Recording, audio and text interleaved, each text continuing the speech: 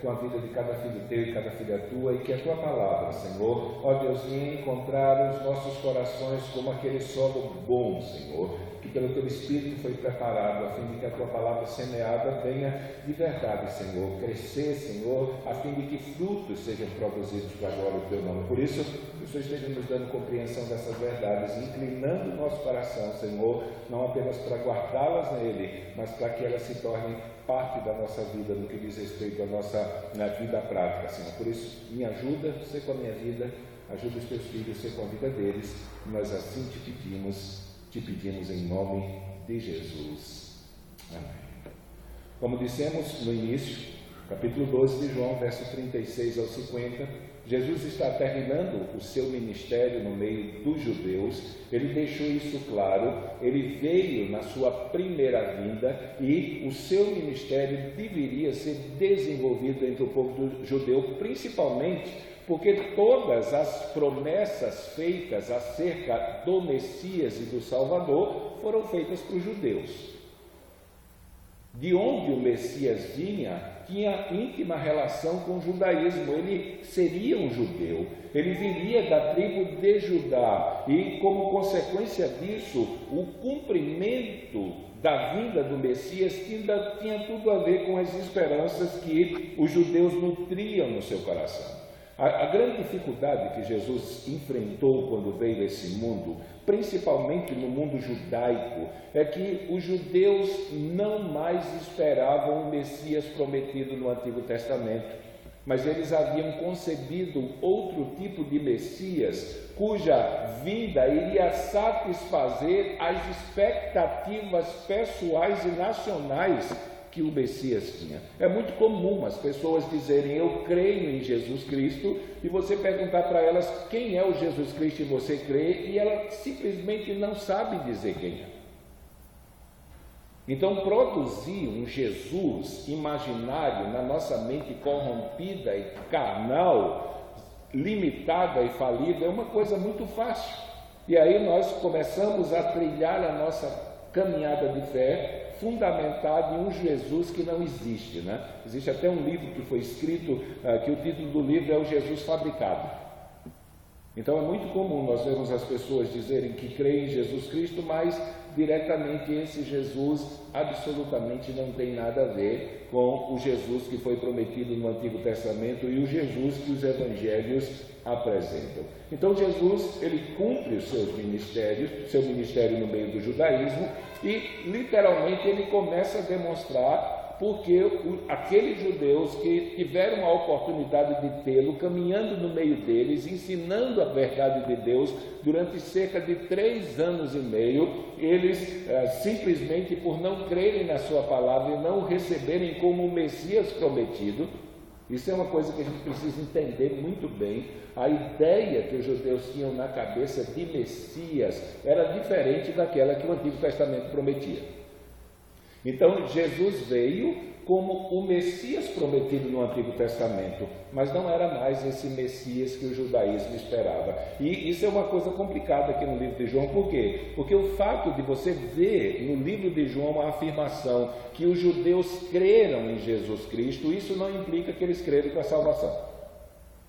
Isso não quer dizer que aqueles judeus a quem a palavra crer está sendo aplicada, eles creram em Jesus Cristo como o Salvador das suas vidas, aquele cujo sacrifício iria trazer perdão dos seus pecados como o Cordeiro de Deus que tira o pecado do mundo. E nesse texto aqui nós vemos mais uma vez uma afirmação acerca de um grupo de judeus que creram, mas que na verdade eles não estão salvos.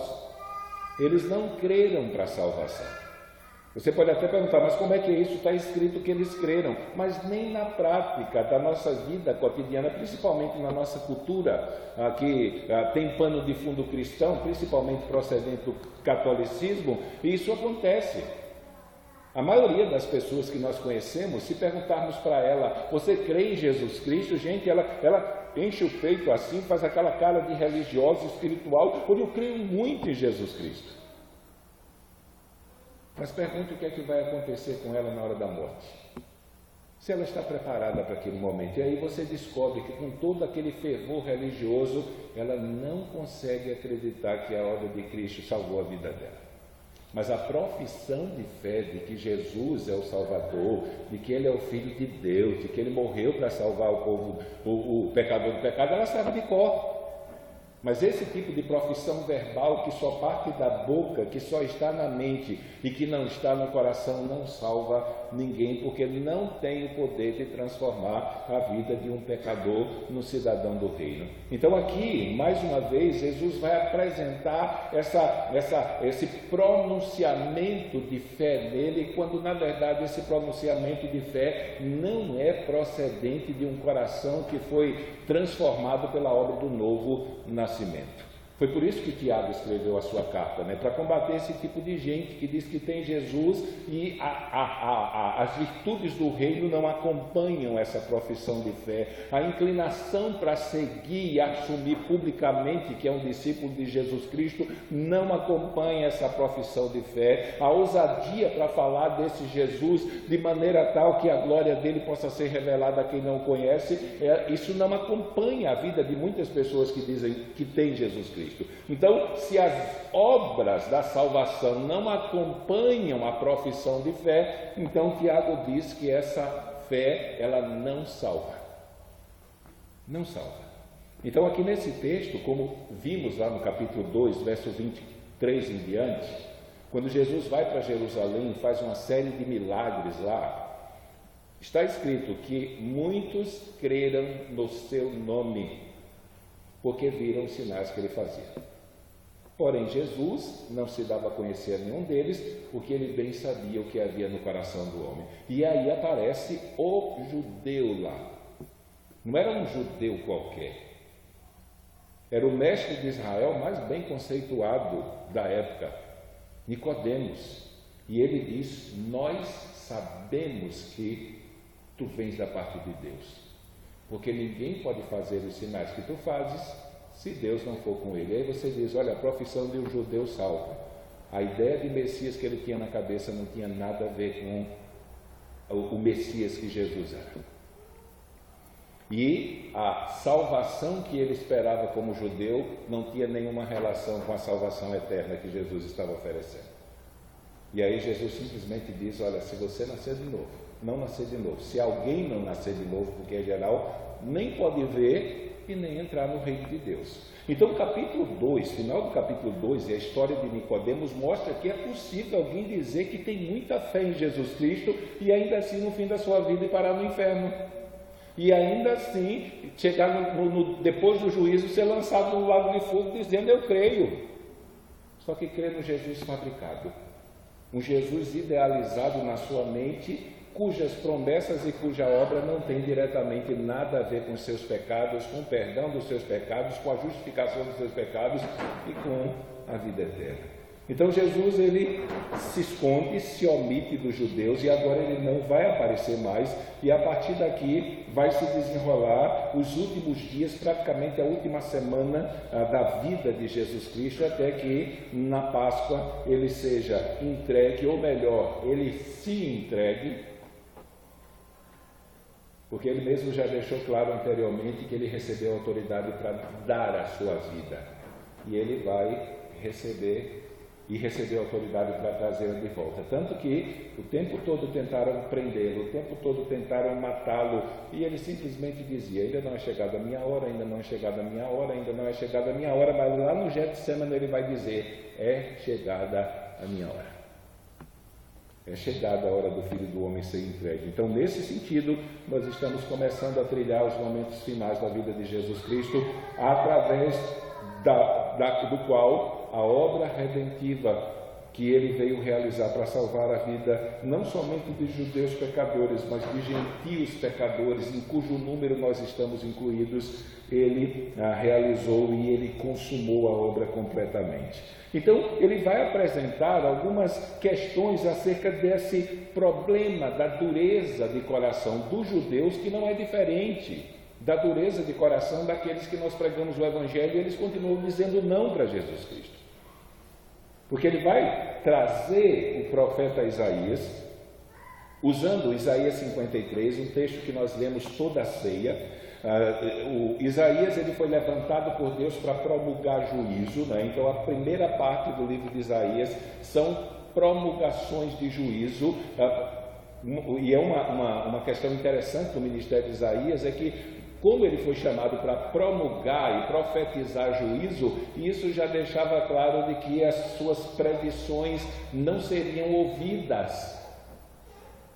Para quem a profecia seria direcionada, porque se a predição de juízo foi dita, então ela iria se cumprir. Então era um ministério muito difícil, você ser chamado por Deus para pregar para as pessoas e de antemão você já ser alertado de que ninguém vai dar ouvidos para a sua pregação.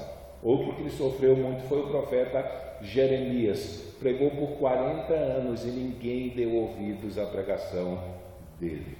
Então, Isaías, ele chega em determinado momento das suas exposições acerca do Messias, do servo sofredor que viria, no capítulo 42, quando ele começa a falar sobre isso, profecias que os judeus haviam rejeitado. Eles não queriam um Messias que sofresse, que viesse, como Isaías 53 assim o diz, ser entregue e moído pelos pecados do seu povo, a fim de que o castigo que estava impedindo que o povo de Deus tivesse paz com ele, fosse removido. E aí Isaías 53 deixa claro que ele viria para ser castigado, que ele viria para ser moído, que ele viria para ser oferecido como sacrifício, a fim de que os pecados de muitos ele viesse a remover, não de todos, mas de muitos, porque os pecados só são removidos da vida daqueles que de verdade creem em Jesus Cristo. Só que quando nós pregamos e anunciamos a palavra de Deus para alguém, nós não devemos ignorar a realidade de que, em muitos casos, a pregação que nós estamos levando, inclusive do Evangelho, ela é um instrumento de Deus para tornar mais culpável o pecador que o rejeita.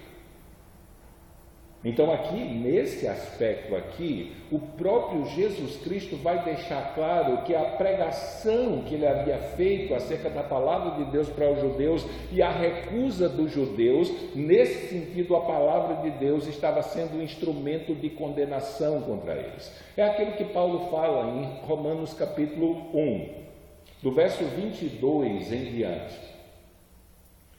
Por 3 vezes, do 22 ao 32, Paulo vai usar a expressão, dependendo da tradução que você usar, e Deus os entregou, e Deus os entregou, e Deus os entregou.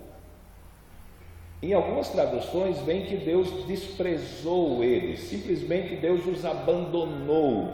Por que motivo? Porque a verdade de Deus e a revelação de Deus, desde a realidade da criação, como até a consciência do ser humano, como a pregação que foi feita por Jesus Cristo e que é transmitida por aqueles que fazem parte do seu povo, são um testemunho dessa obra de amor que Deus realizou para nos livrar do pior fim e da pior situação que o ser humano possa se encontrar, de nascer, viver e morrer sem ter encontrado Cristo.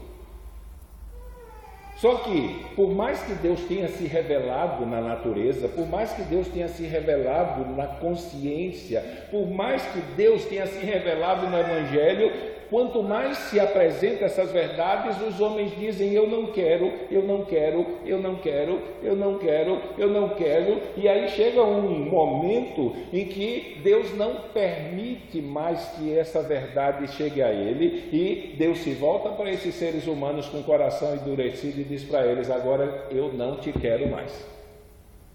E não importa quantas vezes você pregue o Evangelho para essa pessoa, ela vai morrer e vai perecer. Não por culpa de Deus, por culpa da dureza do seu coração. Da dureza do coração. Então, nesse sentido, aqui nessa passagem, a partir do versículo 38, Jesus Cristo vai mostrar e vai expor de forma clara a culpa dos judeus por causa da dureza, por causa da maldade, por causa do pecado que havia nos seus corações. Uma das coisas que marcavam a fé judaica era o fato deles falarem dos grandes sinais que Deus fez no passado. E quando Jesus, em alguns momentos, foi confrontado com eles, eles disseram: nos mostra um sinal que nós vamos crer em ti. Jesus não fez um sinal. Apesar de naquele momento haver dito para ele, nenhum sinal vos será dado, porque biblicamente o milagre ele não produz salvação em ninguém. Aliás, uma manifestação sobrenatural de Deus não produz nada, ela chama a atenção do pecador. E depois de uma manifestação sobrenatural, as pessoas estão dispostas a ouvir por que aquilo aconteceu.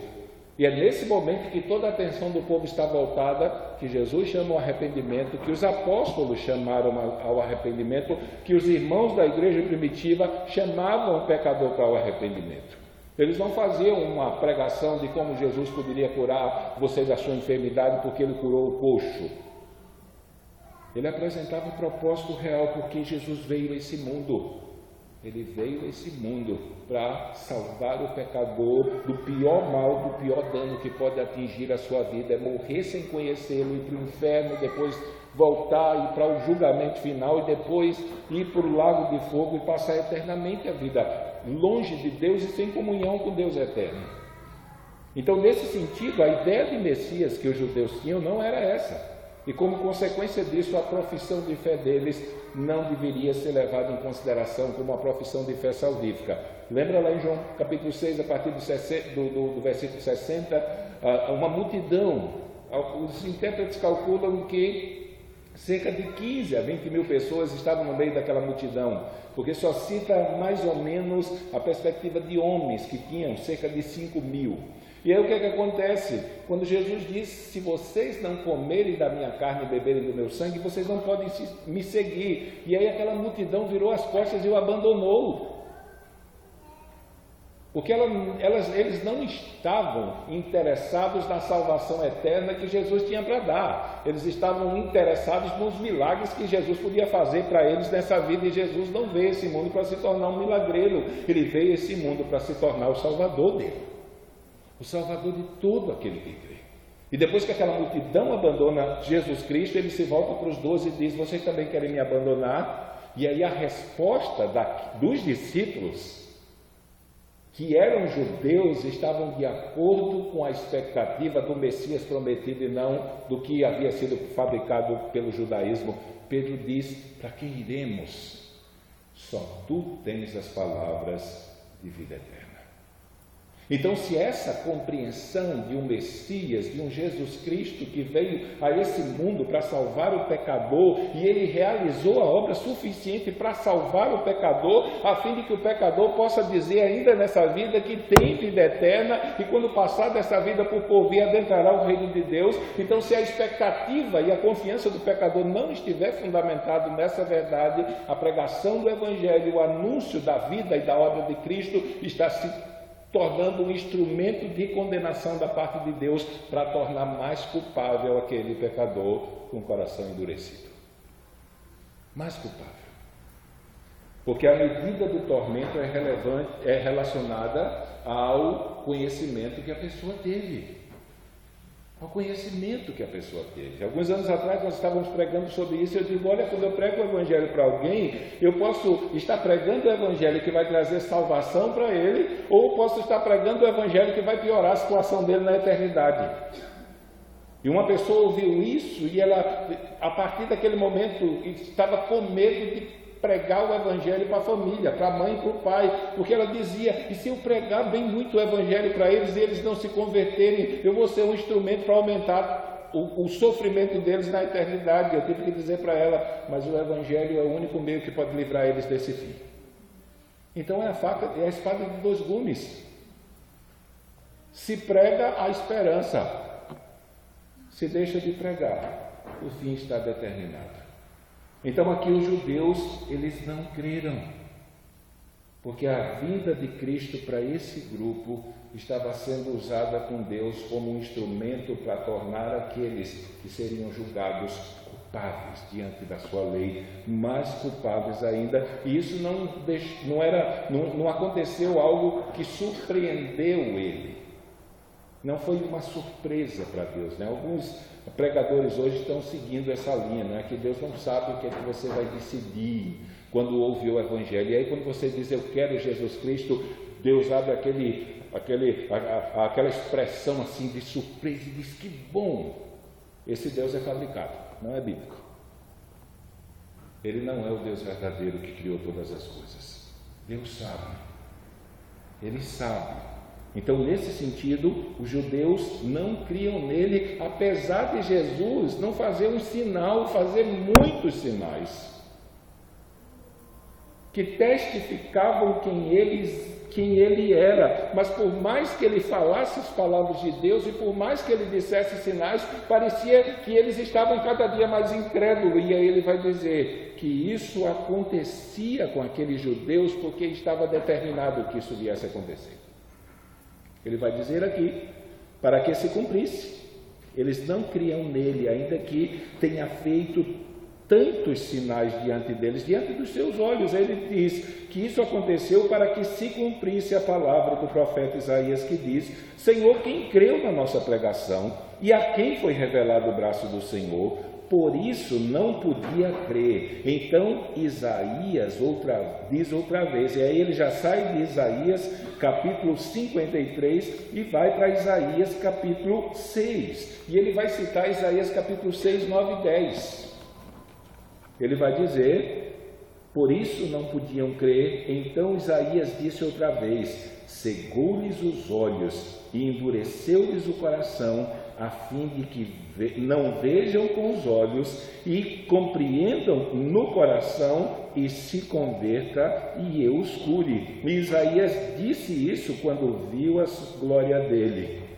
Quando Isaías teve aquela experiência, quando o rei Uzias morreu, ele foi ao templo, e quando ele chega no templo, o templo se enche da glória do Senhor, ele vê o Senhor assentado no alto sublime trono, e toda aquela experiência com os serafins. Então, nesse momento em que a glória de Deus é revelada a ele tem a direção de Deus, e ele vai dizer que as pessoas não creriam, e ele fala que aquela visão e aquele que ele viu no trono e a glória de quem ele viu era o próprio Jesus Cristo.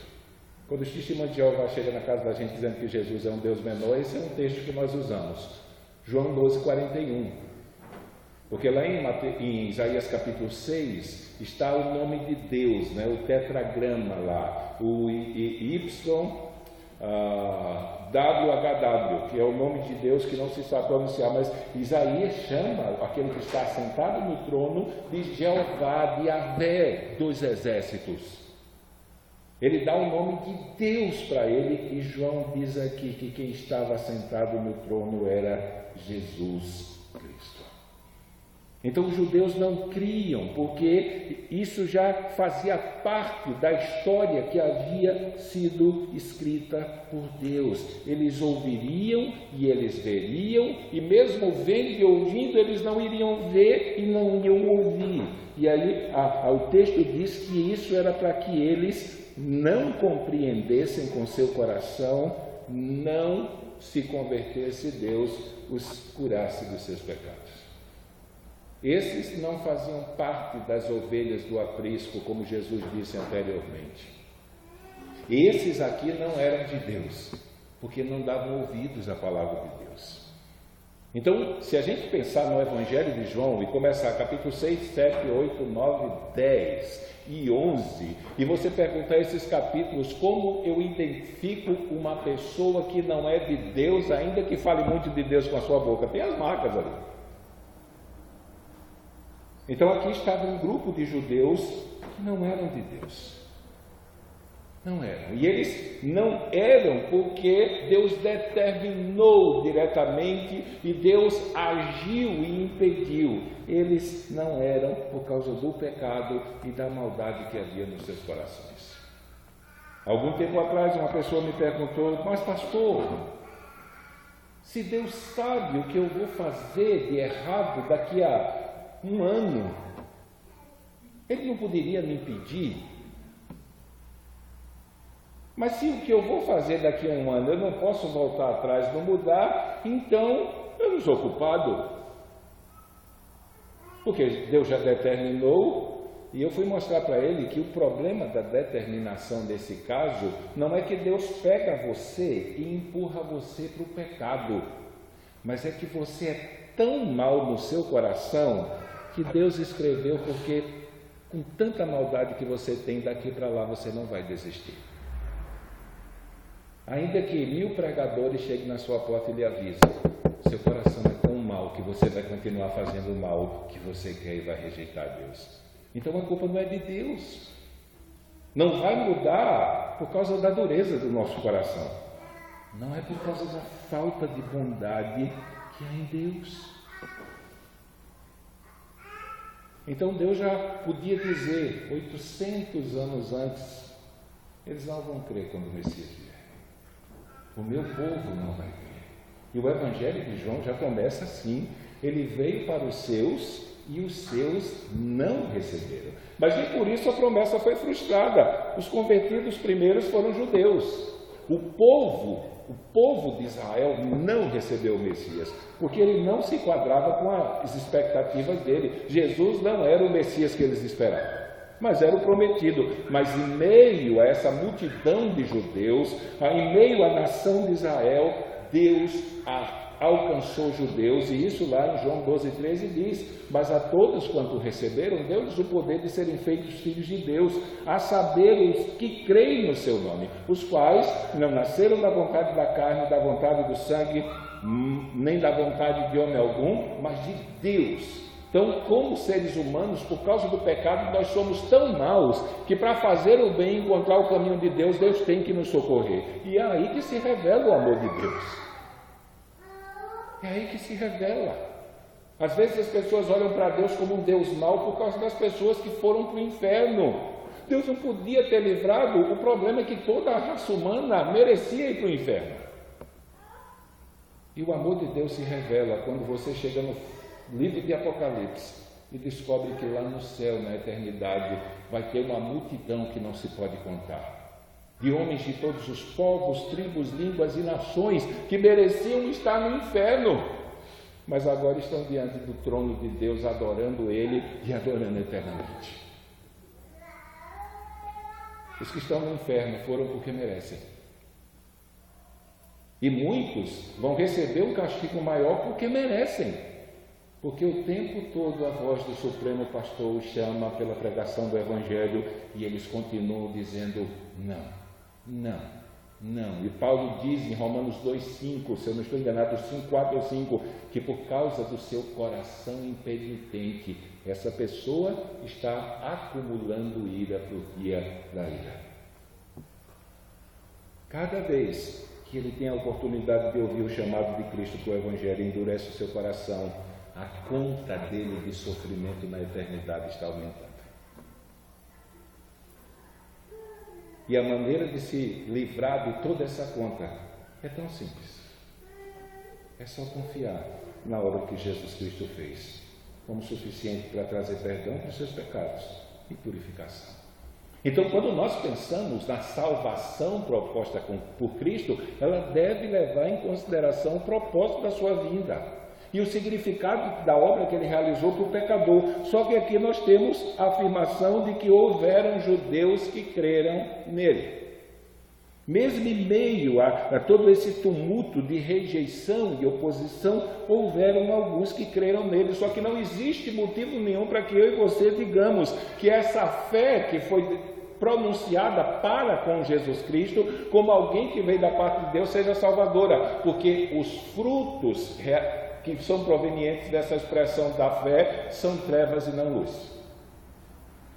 Não há fruto produzido que possa nos levar a acreditar que essas pessoas encontraram o Messias Salvador, da mesma maneira que aquelas do capítulo 2, porque ele vai dizer aqui, apesar de tudo, de toda essa confusão, de toda essa oposição, ele diz aqui que até muitos dos principais creram nele, né? Se você prestar atenção lá em João capítulo 3, quando Nicodemos se apresenta, Ele não diz que eu vejo ou eu sei que tu és mestre vindo da parte de Deus. Ele é um mestre do judaísmo, na verdade ele é o mais bem conceituado. Jesus vai dizer, tu és o mestre de Israel e não sabe disso. Só que ele vem em nome de um grupo, ele não vem em nome dele. Ele chega para Jesus e diz, nós sabemos que tu vieste da parte de Deus, por causa dos sinais que tu fazes. Só que ele não era salvo. Não era. E aí Jesus corta o discurso e diz, olha, eu quero lhe dizer uma coisa, se você não nascer de novo, você nem pode ver a entrada e nem pode entrar. Não existe compreensão, porque aquele que não nasceu de novo está morto em seus delitos e pecados. Só que é possível uma pessoa morta em delitos e pecados professar que tem fé em Cristo, porque de alguma maneira a associação que ele faz das circunstâncias e das situações parece concebível que aquele seja de verdade o Messias. Então ele diz que muitos dos principais creram nele. Só que aqui tem um problema. O que foi produzido na vida dessas pessoas é o contrário daquilo que a gente vê o Espírito Santo produzindo na vida daquele que creu. Porque Jesus vai dizer no Evangelho que aquele que se envergonhar dele aqui na terra, ele vai se envergonhar dele diante do Pai. Aquele que o negar aqui, ele vai negá-lo diante do Pai. Quando ele chega no Sermão do Monte lá, falando das obras que nós temos que fazer, cujo intuito deve ser que o nome de Deus seja glorificado em todas as coisas e não o nosso, ele vai falar acerca daqueles que não fazem parte do reino de Deus, e ele diz que essas pessoas oravam com o intuito de serem vistas pelos outros, eles jejuavam com o propósito de que os outros aplaudissem e dissessem que eles eram santarrão lá, eles davam esmola e faziam a maior arruaça porque o povo olhasse ali e dissesse, olha, ali vai um homem piedoso, e Jesus diz, nenhum deles recebeu a recompensa, ou nenhum deles vai receber recompensa de Deus, porque não era isso que eles queriam. Eles queriam era receber a glória humana, eles queriam manter o seu status quo, a sua posição de super espiritual, ou, pensando no sinédrio aqui judaico, a sua posição social elevada, que na verdade a casta mais rica do judaísmo era a turma envolvida com o sinédrio.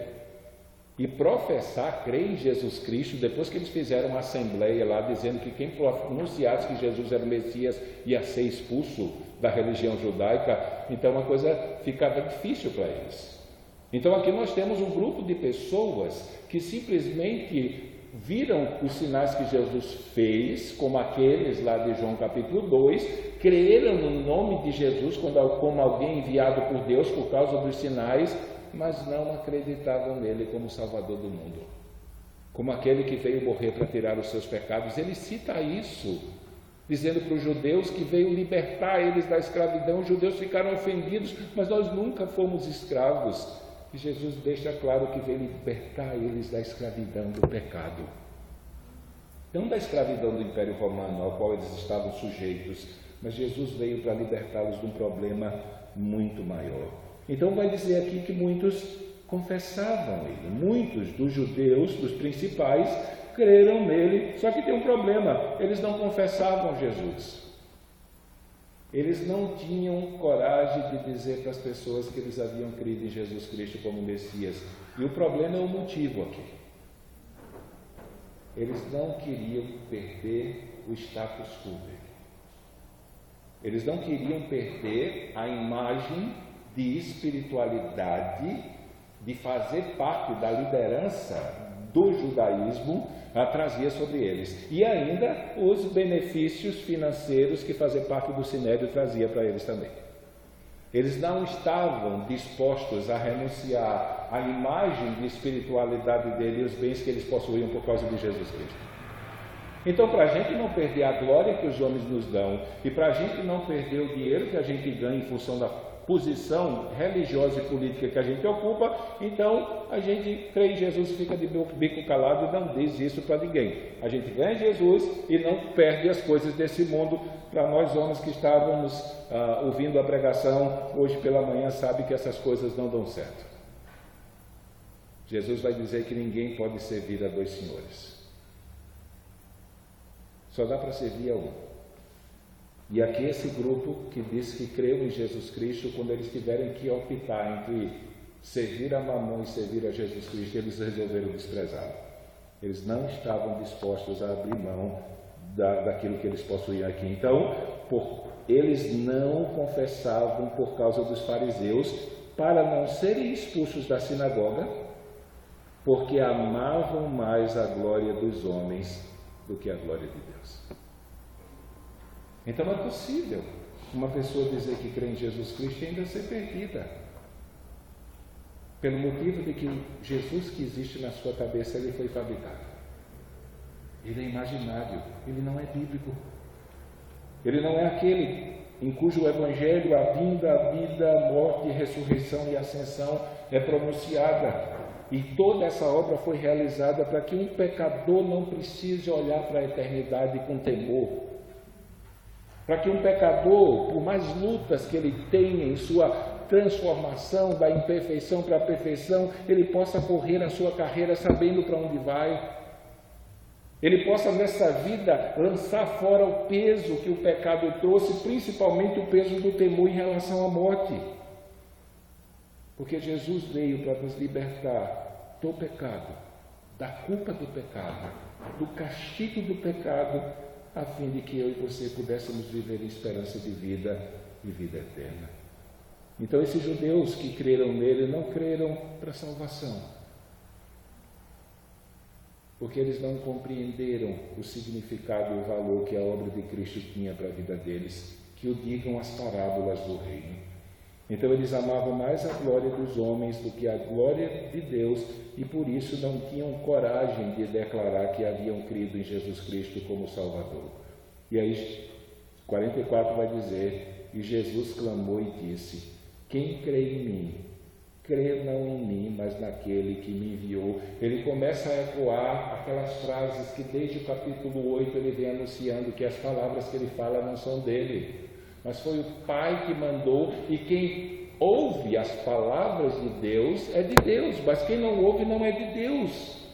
Então, nesse sentido, nós estamos diante de uma multidão que teve uma experiência grandiosa de poder enxergar o próprio Filho de Deus, Deus na pessoa do seu Filho, andando, realizando sinais, pregando a sua palavra, mas não creram. A única diferença daquela época para cá é que nós anunciamos o Evangelho, a história do Filho de Deus que veio. Mas a história atesta, ele veio. A divisão da história está nele. Você olha para a história da humanidade, é antes de Cristo e depois de Cristo. Nem a história nega a sua vinda. As pessoas podem não crer que ele é, mas ele veio. E para muitos que não creem, o anúncio da vinda dele, da vida, da morte, da ressurreição, da ascensão e da vitória que ele conquistou para os pecadores é uma mensagem de condenação. É uma mensagem de juízo de Deus para deixá-los cada dia mais culpáveis, a fim de que eles recebam a recompensa da dureza do seu coração no último dia. Então Jesus diz que as pessoas precisam saber que as palavras dele são as palavras de Deus. Que Deus foi quem enviou ele a esse mundo. E ele vai repetir isso: quem vê a mim, vê aquele que me enviou. Quem crê em mim, crê naquele que me enviou. Eu sou a luz que vi ao mundo, para que todo aquele que crê em mim não permaneça em trevas. Então não tem como crer em Jesus e permanecer em trevas, crer em Jesus e não saber para onde vai, crer em Jesus e não aceitar que seus pecados foram perdoados, crer em Jesus e não acreditar que você recebeu a vida eterna. Não existe nada mais contrário assim no mundo religioso do que a pessoa dizer que crê em Jesus e dizer que ninguém sabe para onde vai. Porque simplesmente, voltamos a dizer, ela tem um Jesus fabricado na mente. Porque o Evangelho disse que quem ouve a minha palavra e crê naquele que me enviou tem a vida eterna, não entra em condenação, pois já passou da morte para a vida. Nós já recebemos a vida eterna.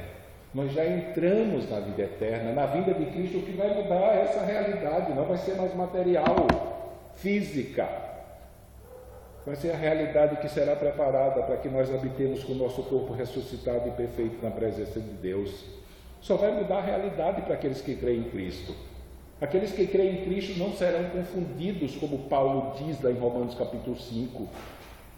A esperança não traz confusão. Ele diz que quem devotou a esperança da sua vida em Jesus Cristo, ele não vai se decepcionar no último dia. Ele vai cumprir aquilo que prometeu. Mas aqui nós temos um grupo que ainda não compreendeu a realidade do valor, como vimos hoje pela manhã, do tesouro celestial, em relação daquilo que nós podemos experimentar nessa vida, e calou a boca porque preferiu a glória dessa vida do que a glória dos céus. Eles preferiram, ainda que Jesus testificasse e testemunhasse a ele. Então Jesus: eu sou a luz que vinha ao mundo, para que todo aquele que crê em mim não permaneça nas trevas. Se alguém ouvir as minhas palavras e não crê, eu não julgo, porque eu vim não para julgar o mundo, mas para salvar o mundo. Ele está repetindo aqui aquilo que foi predito em João 3,17. Deus não enviou o seu Filho ao mundo para condenar o mundo, mas para que o mundo fosse salvo por ele. Por que ele diz isso? Porque o mundo é um mundo condenado. Sem Jesus Cristo não tem esperança, sem fé no Evangelho não tem esperança nenhuma. E a única maneira de escapar desse mundo condenado, que adentrará a eternidade condenado, é se crer em Jesus Cristo e crer de verdade, e aceitar todas as implicações que a obra que ele realizou tem para a vida do pecador. Mas ele vai dizer o contrário: quem me rejeitar a mim e não receber as minhas palavras, já tem quem o julgue. A palavra que tenho pregado, essa o há de julgar no último dia. Quem apresenta isso com clareza é o escritor aos Hebreus. Hebreus capítulo 4, verso 12 e 13, o escritor diz o seguinte: que a palavra de Deus é viva e eficaz, mais cortante que espada de dois gumes. E essa figura é complicada, né? Porque ela tanto pode conduzir o pecador para a salvação, como pode piorar a situação dele depois do juízo e depois da sua morte sem Cristo. Porque quanto mais conhecimento ele teve da obra de Cristo e rejeitou, mais castigo e mais tormento ele vai enfrentar na eternidade. Então ele diz que a palavra de Deus é viva e eficaz e mais cortante que espada alguma de dois gumes, e ele vai apresentar toda aquela figura da divisão da junta em medula, alma e espírito. É uma figura, ele não está afirmando ali que alma e espírito se divide, e aí ela vai dizer que essa palavra é apta para discernir as intenções e motivações do coração. E não há criatura que esteja encoberta diante dele, antes todas as coisas estão nuas e patentes aos olhos de quem temos que prestar conta. Ele sai da apresentação da palavra e vai para o dia do juízo. E o escritor aos Hebreus diz que não tem pecado que esteja tão oculto, nem na nossa alma, que no dia do juízo a palavra de Deus brilhe de tal forma que eles sejam trazidos à tona e nós recebamos a recompensa por ele. Então Jesus diz: eu não preciso ficar dizendo para a pessoa: você está condenado, você vai para o inferno. A gente disse isso para uma pessoa quando está evangelizando, a pessoa está ofendida. Não precisa dizer para ela, você tem que dizer que Jesus salva ela e ele veio ao mundo para salvá-la. Você tem que entregar a sua vida a Jesus Cristo? Não precisa dizer. O não dela já disse em que situação ela está. Já está determinado. O que vai caracterizar e que vai distinguir o salvo de um perdido é justamente de um mundo perdido. Um grupo de pessoas vai dizer: eu creio de verdade que Jesus morreu para me salvar, e eles vão dizer para todo mundo, fundamentado nisso: eu estou salvo. Mas os outros, no dia do juízo, eles terão que enfrentar o castigo pela sua rejeição. Quem me rejeitar a mim e não receber as minhas palavras, já tem quem o julgue. A palavra que tenho pregado, essa o há de julgar no último dia. Por que essa palavra vai ser o instrumento de julgamento e de castigo? Porque ela não foi inventada por homem algum. Não foi nenhum religioso do primeiro século que se levantou no meio do povo judeu e começou a ensinar essas coisas que nós temos escritas nesse livro. Foi o Filho de Deus que foi enviado a esse mundo como Salvador. cujas palavras era a orientação de Deus para impedir que os homens continuassem nas trevas, sem saber para onde ia, continuassem caminhando nesse mundo como ovelhas que não têm pastor, estão perdidos. A palavra de Jesus Cristo veio para que os seres humanos pecadores pudessem olhar para o futuro e para a eternidade com um olhar de esperança, sabendo que Deus amou tanto eles, que enviou seu Filho a esse mundo para preparar um caminho em cujas pisadas eu e você poderíamos trilhar a fim de ter certeza. E ele vai dizer que essa palavra vai julgá-las no último dia, versículo 49 e 50, porque eu não tenho falado de mim mesmo, mas o Pai que me enviou, ele me deu mandamento sobre o que hei de dizer e sobre o que hei de falar. E ele vai repetir, e eu sei que o seu mandamento é a vida eterna. É a vida eterna. Portanto, o que eu falo como o Pai me tem dito. Então, cada vez que nós pregamos o Evangelho para aqueles que ainda não creram, Deus está dando uma oportunidade para essa pessoa de receber a vida eterna.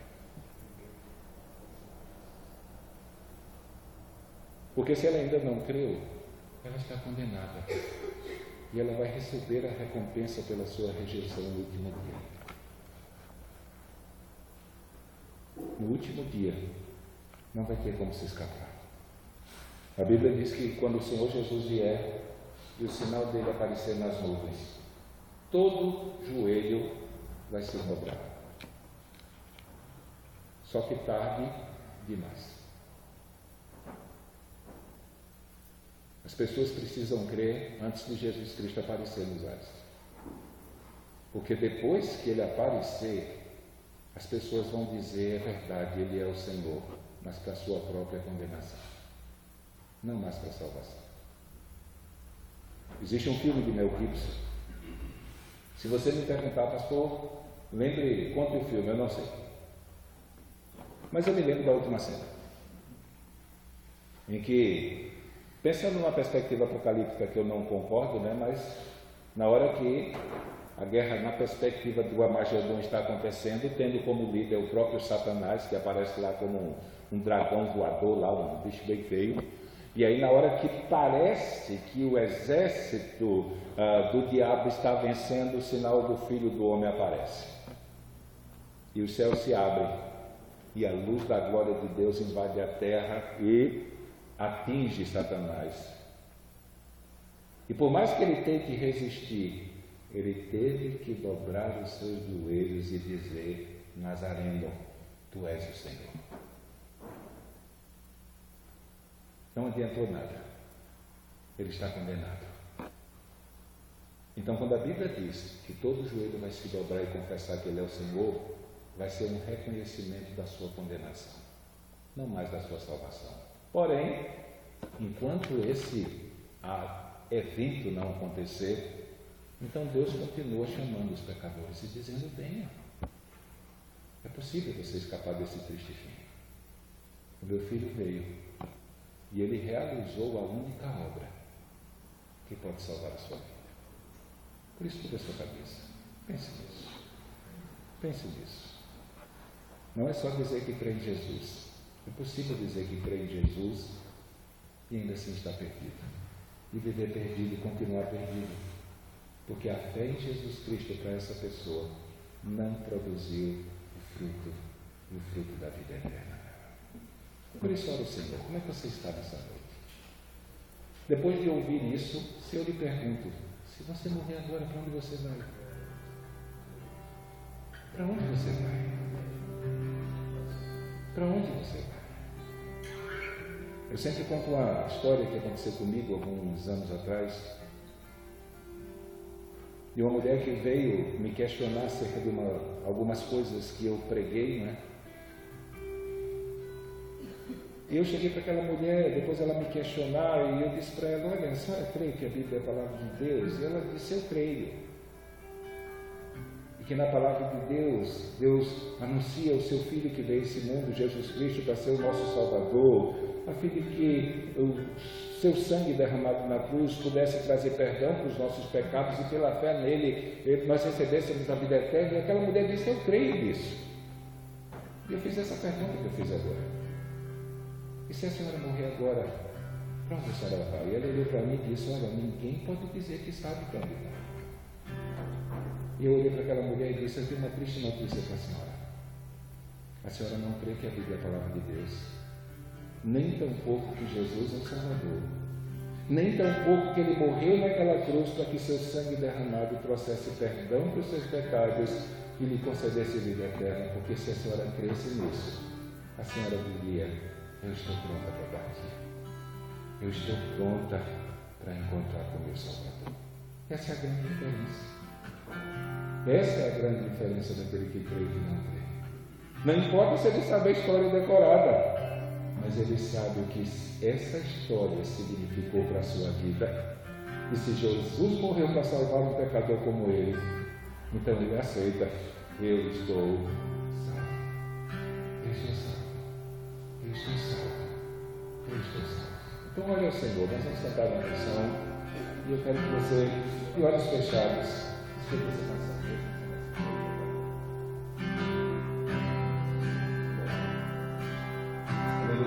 Olha o Senhor.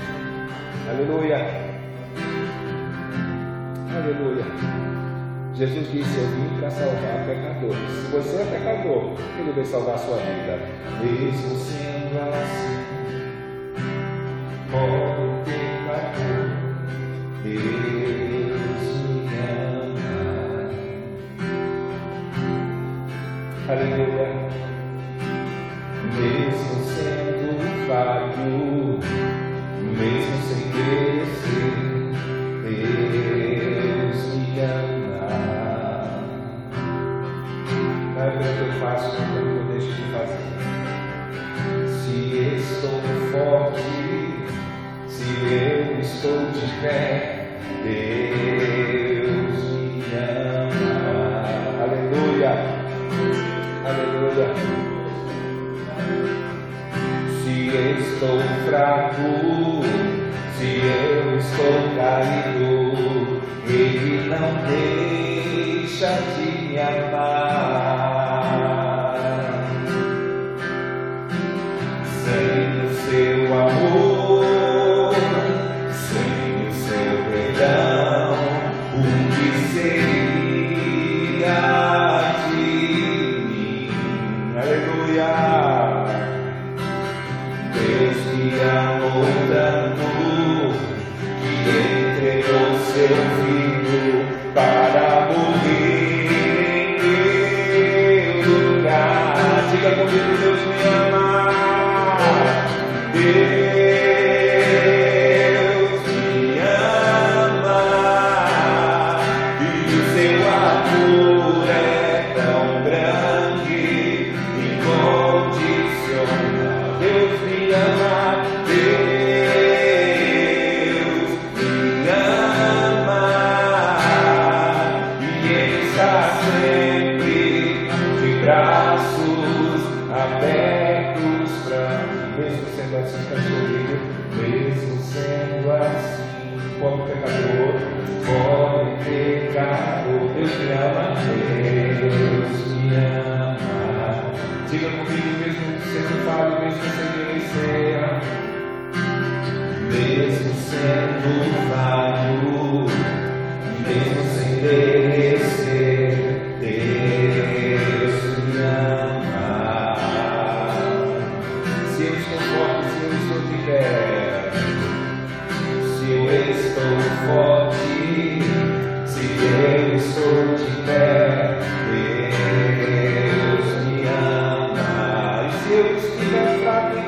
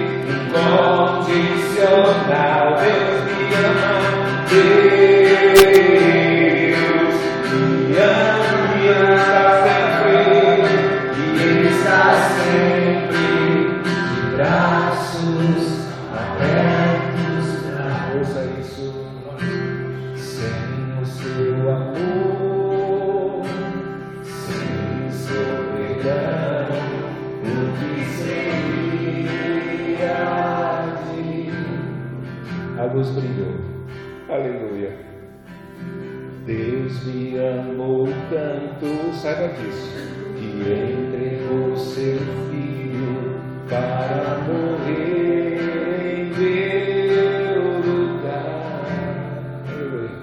Deixa eu chamar o pastor Rivaldo aqui na frente. Aleluia. É maravilhoso. Você não precisa correr a carreira que Deus propôs nessa vida sem saber para onde vai. Deus enviou o seu filho para que você possa ter certeza de vida eterna. O pastor Rivaldo vai estar orando, agradecendo a Deus por essa noite. E logo depois, cumprimente seu irmão. Estamos despedidos. Terça-feira, 7h30, estaremos aqui para buscar a presença do Senhor.